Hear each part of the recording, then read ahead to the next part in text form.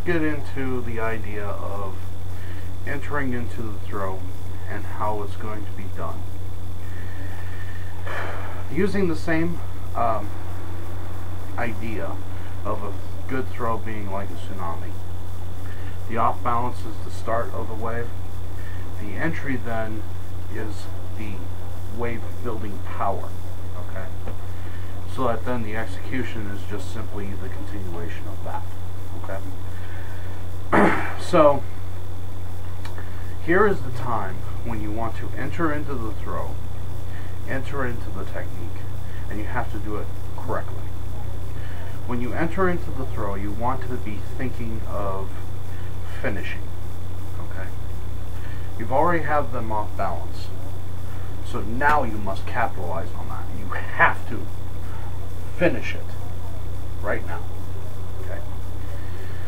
The way of doing that is you want to break the body's posture. Okay? If you simply break their balance, they can stumble off and regain their balance and continue fighting. Okay? You don't want that. You want them to be down. Okay? This is why you must break the body's posture. There are 3 ways of doing that. You can hit the body, which will cause it to seize up temporarily, of course, but it causes a stiffening. Okay? That's one way of breaking the posture. Another way is to hit a pressure point. The body will then respond to that pressure point because it caused pain. There's a bunch of different pressure points out there. We will be getting into pressure points later on, but understand that in this little scope here, there's hitting, striking, any way that you feel is necessary inside the technique. There's the pressure points, and then there's the third method. And the third method is by joint manipulation.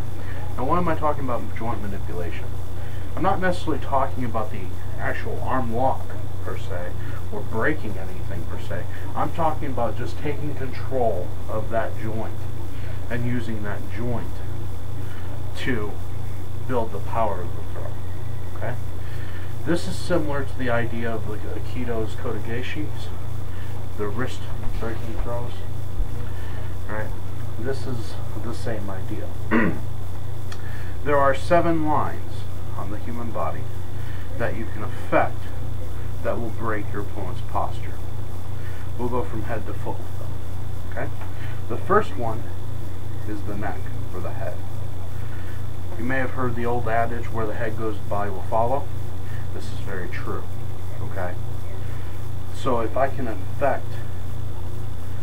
manipulate the head or the neck, I can make the body go where I want it to do, where I want it to go. Of course, this also can be further modified into other things. Okay? We're not getting that far into it yet. That will be coming, but it's not here yet. There's a lot of ground we got to cover before we can start getting into that aspect, so that you'll truly be able to understand what the heck is going on, instead of some guy throwing a punch and then the other guy grabbing a hold of the dude's head and the other guy's down and he's not moving anymore. Okay? There's a lot of ground that's got to be covered before you get to that area of the technique. Otherwise you'll do the technique wrong, and you may not intend on causing as much harm as what's possible. It's one thing to put out a shoulder. It's another thing to put out somebody's neck. Okay? So you have to understand that. Alright? The next line, speaking of shoulders, is the shoulder. If you can manipulate the shoulder with a shoulder lock, you have now broken the body's posture. Not its balance, its posture. Okay? If you break the balance and then you break the posture, you have a throwing situation. Okay? The next line is the elbows. If you can manipulate the elbows, it will cause the body to break its posture. Okay? We will be getting into techniques of this in a little while, but it's important that you understand what's happening before it happens. The last line on the hands is the wrists. This is where your wrist breaking throws come into play. Okay? This is where a lot of small circle jiu-jitsu comes into play, Aikido, on and on with the different styles. Just understand that you can break the posture using the wrists. Okay? The next line that you're going to want to affect is the hips. Okay? If you can make the hips move where they shouldn't be, you can break the body's posture. Okay? The next line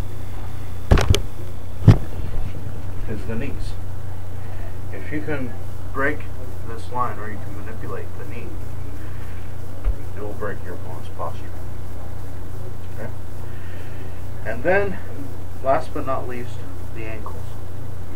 If you can modify and break the posture using the ankles, manipulating the ankles, it will make your throwing techniques a lot easier.